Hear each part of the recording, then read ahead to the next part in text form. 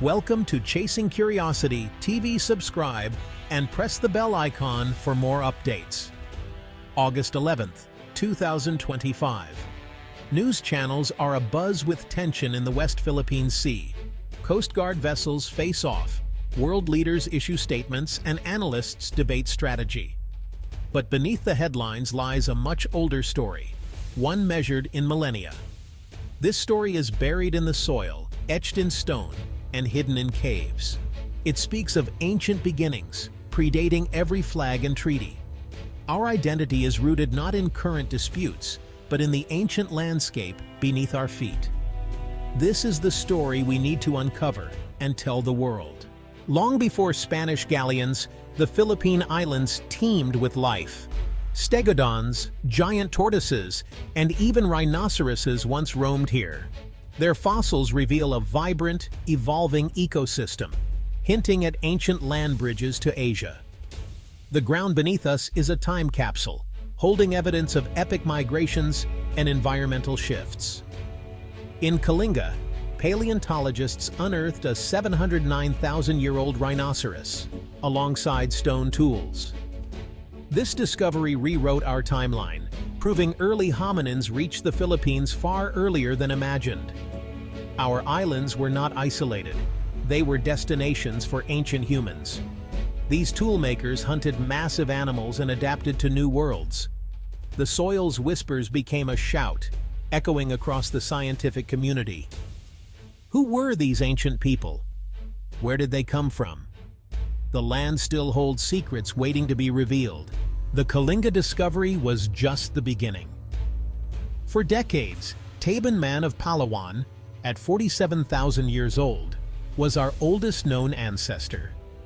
But in Calao Cave, Cagayan, archaeologists found bones and teeth of a new species, Homo luzonensis. Living 50,000 to 67,000 years ago, Homo luzonensis was not Homo sapiens, but a unique branch of the human family.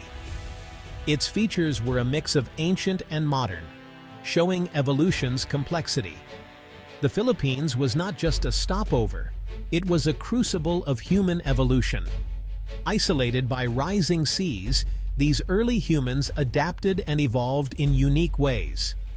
Our archipelago became a laboratory for human diversity, like Flores in Indonesia. Before Austronesians, traders, or colonizers, there were the Kalinga toolmakers and Homo luzonensis. They are the true pioneers of these islands. Their bones are the oldest footprints on our soil.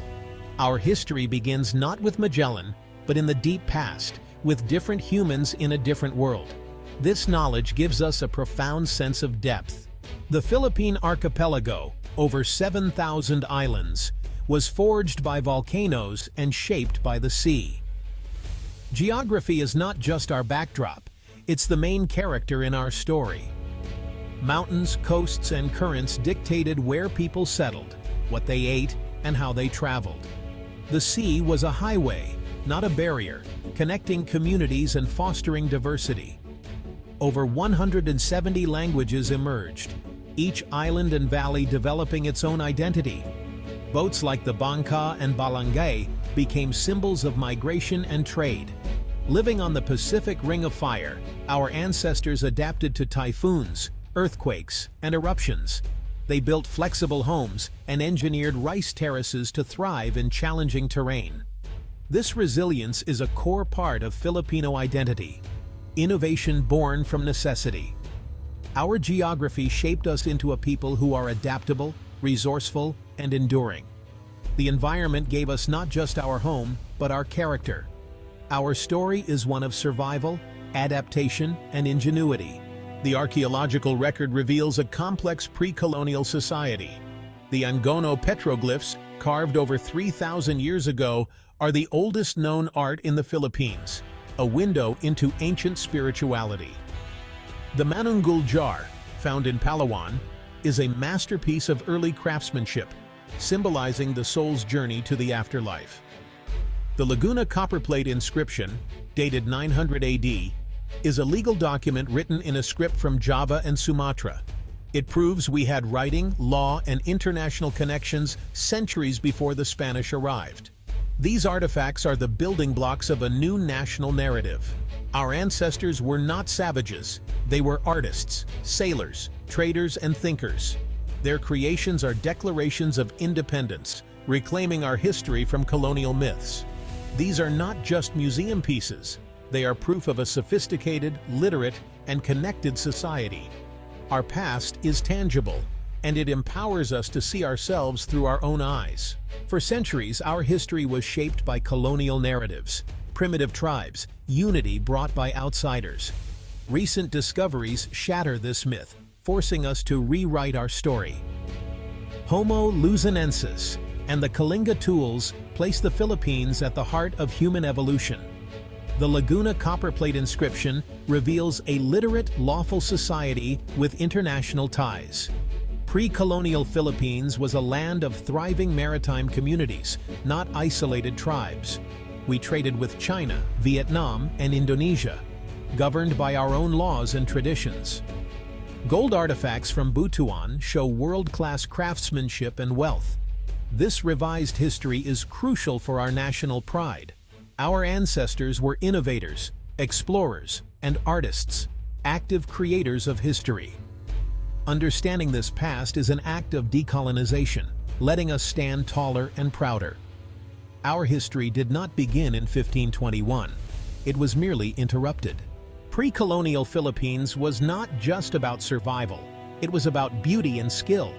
The Golden Tara of Agusan, a 21-carat statue, shows advanced metallurgy and deep Asian connections. Master weavers turned abaca and cotton into intricate textiles, each pattern rich with meaning. This tradition lives on in the Taboli's Tanalak cloth, a sacred art form. Our ancestors were also master boat builders. The balangay, dating to 320 AD, was a marvel of engineering. These boats connected us to ancient trade routes and required deep knowledge of wood, tides, and stars.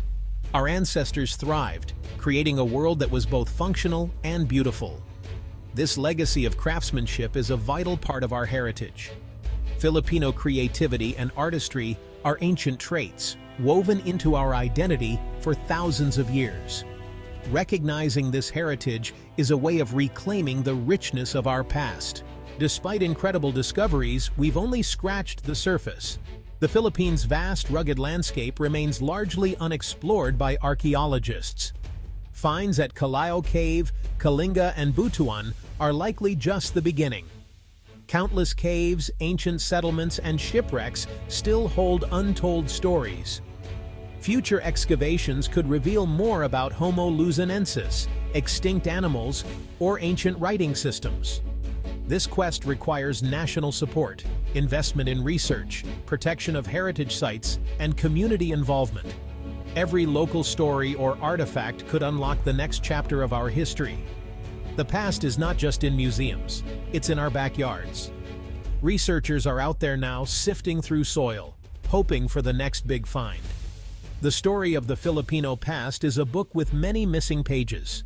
With each discovery, we fill in another blank. The greatest treasures may still be waiting to be found. Today's conflicts are fleeting, but the real story of the Philippines lies beneath the surface.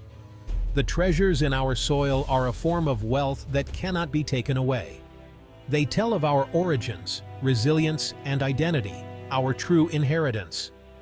Knowing our deep past gives us strength to face present challenges. Resilience is encoded in our DNA, forged by millennia of adaptation. This knowledge should inspire a new kind of patriotism, one rooted in the ingenuity of our ancestors. We must teach our children about the Angono petroglyphs, the Manunggul jar, and Homo luzonensis. Our heritage is as rich as any nation's on Earth. Look beyond the headlines. Remember the hidden world beneath. The true story of the Philippines is one of hidden riches and untold treasures. To know the Philippines, one must be willing to dig.